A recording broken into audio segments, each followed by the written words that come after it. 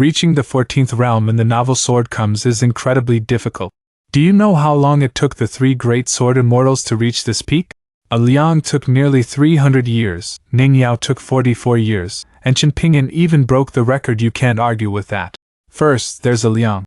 His real name is Meng Liang, the only son of a near sage from the Central Plains, born into a prestigious Confucian family. However, from a young age, he was unconventional and disliked studying, preferring swordsmanship. The original novel doesn't mention his age, but when the old scholar, the sage of literature, took Cui Chan as his disciple, Liang was already chatting and laughing with him. Based on his achievements at that time, we would consider him middle-aged. After the conflict between the third and fourth realms, Liang, indignant on behalf of the literary tradition, caused a disturbance at the Confucian Academy Palace. His father, the second sage, banished him to the Sword Chi Great Wall for training. At that time, Liang had already reached the Ascension realm, around 150 years old. After a century of cultivation at the Great Wall, he reached the peak of the 13th realm. Finally, at around 280 years old, he slew a 13th realm demon with his sword, carving the character, Fierce on the Sword Chi Great Wall, officially becoming a 14th realm sword cultivator.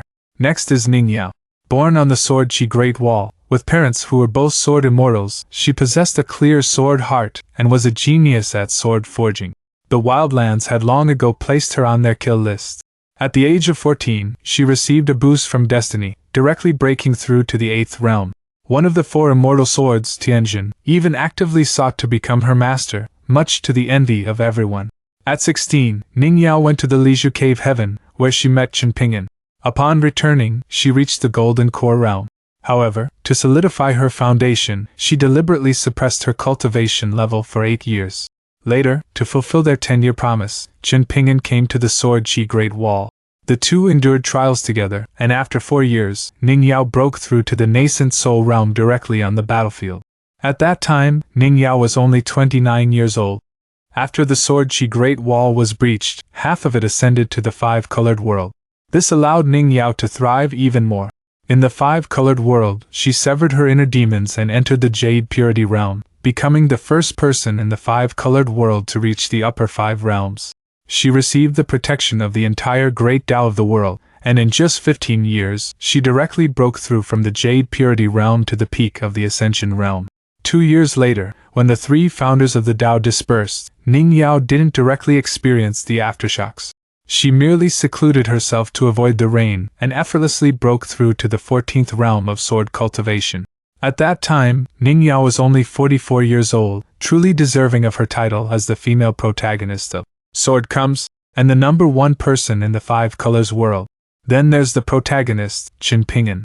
Chen Ping'an had a very difficult childhood, a very ordinary boy.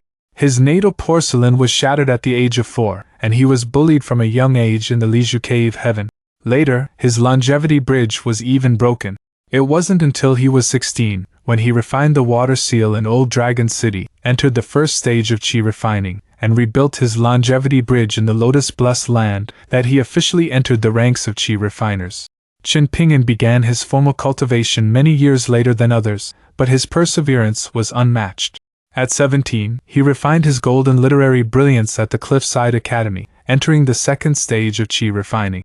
With Cui Cheng's sparring practice, his martial arts stabilized at the 5th stage. He continuously honed his fist intent and physical body. At 20, he entered the game to save Gu Ken, using the opportunity to temper his Tao heart and break through to the 6th stage of martial arts. At 24, he entered the Golden Body stage. Later, Chen Ping'an went to the Sword Chi Great Wall to meet Ning Yao, where he experienced life and death trials and broke through to the Cave Abode stage. At 27, he chose to merge with half of the Great Wall, guarding it for a full 10 years. During this time, although his cultivation was locked, his sword intent surged wildly. When the barbarians breached the Sword Chi Great Wall, Cui Chan replaced Chen Ping'an and sent him to the Creation Cave. Cui Chan used 3 dreams, 1 real and 1 false, to protect Chen Ping'an, causing him to slumber for 5 years. Upon awakening, Chen Ping'an's cultivation surged, breaking through several realms to reach the Jade Purity realm. To pursue the Tao, Chen Ping'an created 9 clones, vanquished his inner demons, merged with the Great Li Tao, and successfully broke through to the peak of the Ascension realm.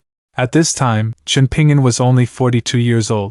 When he was 43, he engaged in a divine tug-of-war with Zhou Mi, repairing his natal porcelain and successfully merging with the Tao, thus fully entering the 14th realm of sword cultivation. While Chen Ping'an reaching the 14th realm at 43 is already incredible, we must not forget how old he was when he began cultivating. He truly reached the 14th realm in just over 20 years. Compared to Ning Yao's 40-plus years and Liang's 200-plus years, it's truly undeniable that he's remarkable. What do netizens think about this? Leave a comment below.